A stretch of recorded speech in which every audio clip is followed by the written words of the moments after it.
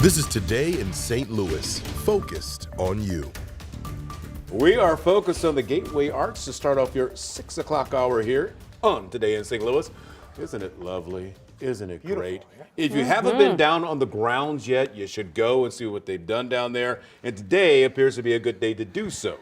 Jim will tell you all about that in just a moment. Right now, I'm going to say good Monday morning to you. It is March the 18th. I'm Renina. And I'm Michelle Lee. We just want to say thanks for joining us, including those of you who might be catching us on 5+. We have Paul Cook keeping an eye on traffic and Jim Castillo. Jimmy! Guest appearance. Yeah, guest appearance. Good to Guest see you starring. guys. Yeah. And tomorrow morning too. Just make sure I get up. You want me to call you? Yeah, both alarms went off this morning and I was terrified. Oh,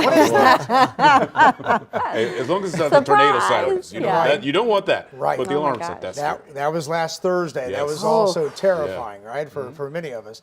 Nothing like that today, but boy, it's back to winter. It feels cold out there, and we have wind chills down in the 20s and teens, yeah.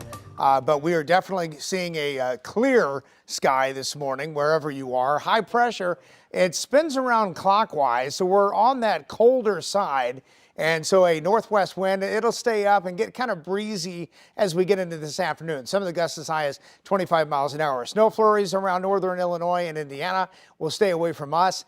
We're at 27 degrees already at Lambert. So you can imagine the outskirts definitely colder than that.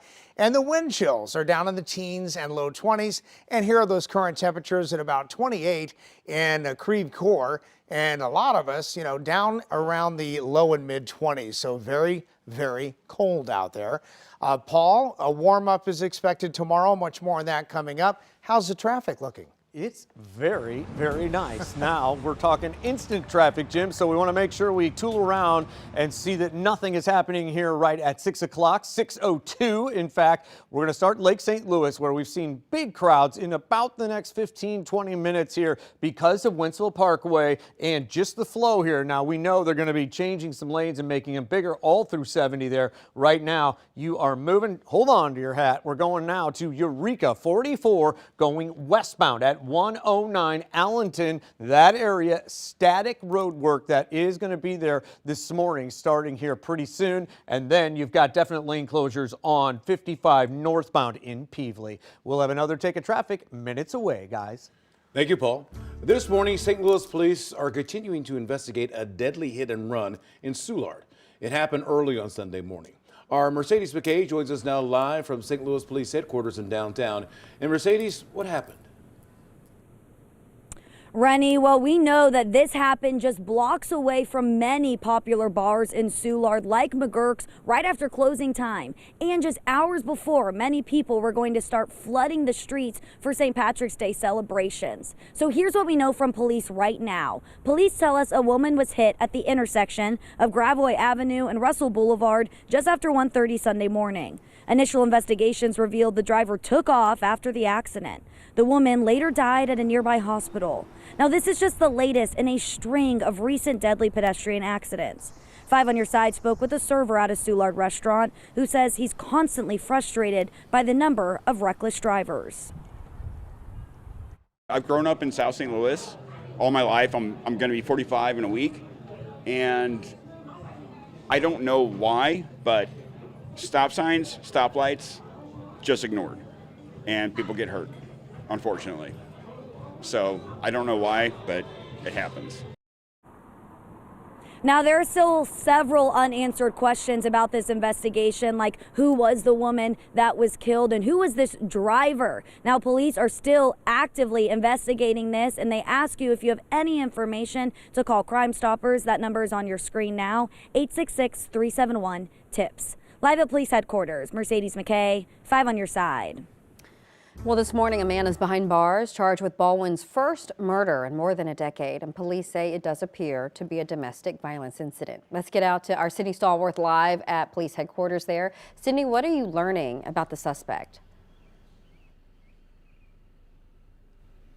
Well, Michelle, police arrested 45-year-old Zachary Child in connection with this deadly shooting within hours of it happening. He is currently being charged with murder, armed criminal action, and burglary. Now, police do say a woman was shot in the head and killed at a home along Springley Court around 1 o'clock yesterday morning. Police found Child 10 hours later wandering in a creek near the home. Now, officials have not confirmed the relationship between the victim and the suspect at this time, but we did speak with one neighbor who did not want to appear on camera, but she did say that she knew Childs and the woman and that they moved to the neighborhood from Texas back in 2022.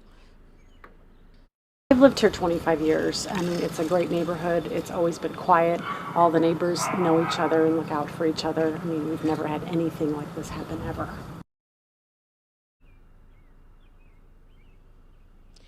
Right now, Childs is being held without bond. Now, since this is the first homicide in the city of Baldwin in nearly 11 years, there is some shock surrounding this deadly domestic violence incident. But one expert says that this is a growing issue in many cities in our area, and we're going to hear her words in our next half hour. But for now, reporting live in Baldwin, I'm Sydney Stallworth, 5 on your side. Thank you, Sydney. We're continuing to follow the search for a missing Mizzou student in Nashville. Police say over the weekend they found Riley Strain's bank card on the embankment of the Cumberland River. Strain was last seen on March the 8th at a bar owned by country singer Luke Bryan, about a 10-minute walk from where officers discovered his bank card. Surveillance videos show the 22-year-old stumbling as he walked towards the river. Right now, Missouri American Water is working to provide safe and healthy water across the state. Nonprofit organizations, public schools, and parks can apply for grants to buy hydration stations and drinking fountains. Applications are open now through April the 30th. This morning, the U.S. Environmental Protection Agency has tips for you to locate and fix leaks fast for Fix a Leak Week. First, check your utility bill. A family of 4 likely has a serious leak if water use exceeds 12,000 gallons per month during the winter. Next, read your water meter when no water is being used, and take note if the meter does not read exactly the same after 2 hours. Finally, take a toilet test.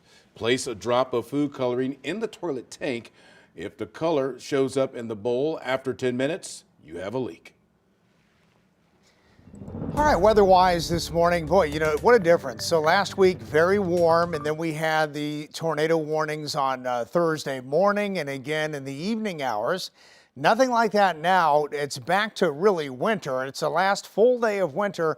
27 degrees at Lambert right now. Feels like 19, and a west-northwest wind at about 7 miles an hour. So looking around the area, current temperatures are pretty much the same, 25 to about 30 degrees, depending upon where you are. Then there's a little bit of a breeze, so Rolla coming in at 16 with the feels like temperature and about 17 in Flora. And today's high temperature is below average, about 43. Now, sunshine expected. That northwest wind as high pressure brings us that northerly wind and kind of gusty today. And then we warm up tomorrow with a nice southwest gust, probably up to 30 miles an hour, maybe 35. And look at the allergy index. Boy, that's going to remain high, too. Much more weather for you coming up in just a bit, guys.